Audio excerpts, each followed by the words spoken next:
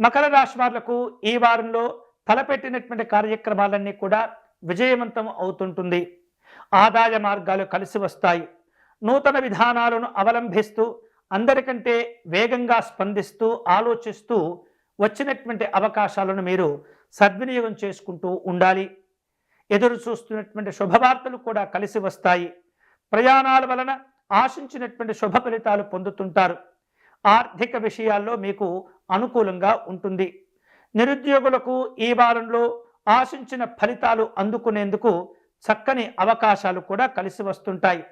స్వతంత్రమైనటువంటి భావాలు, స్వంతంగా కష్టపడేటటువంటి తీరు మీ పెద్దవారిని ఆకట్టుకొని మీకు చక్కని ప్రోత్సాహాన్ని, సలహాలను వారు అందించేటటువంటి ప్రయత్నం చేస్తుంటారు. వృత్తి జీవనాలు, వ్యాపార జీవనాలు సానుకూలంగా ఉండేటటువంటి పరిస్థితి ఉంటుంది.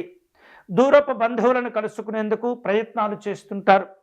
వివిధ రూపాల్లో మీరు చేసేటటువంటి ప్రయత్నాల వలన కుటుంబ జీవన విధానాల్లో చక్కని మార్పులను కూడా మీరు ఆస్వాదిస్తూ ఉంటారు.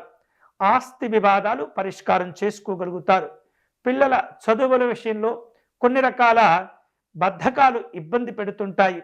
ఎప్పటికప్పుడు వారిని మీరు చక్కగా ప్రోత్సహించేటటువంటి ప్రయత్నం చేస్తుండండి. పరిచయం లేనటువంటి వ్యక్తుల పట్ల జాగ్రత్తగా వ్యవహరిస్తుండండి.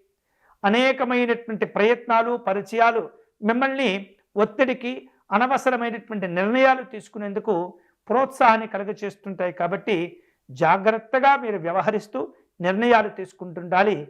ఈ వారం మకర రాశి వారు శుభ ఫలితాలను పొందేందుకై పరమేశ్వరుని ఆరాధించటం మంచిది. అంతేకాకుండా తెలుపు రంగులో ఉన్నటువంటి పుష్పాలను సేకరించి పరమేశ్వరునికి అర్పణ చేయటం, పెరుగన్నమును నివేదన చేయటం, పేదవారికి అన్నదానం చేయటం మంచిది.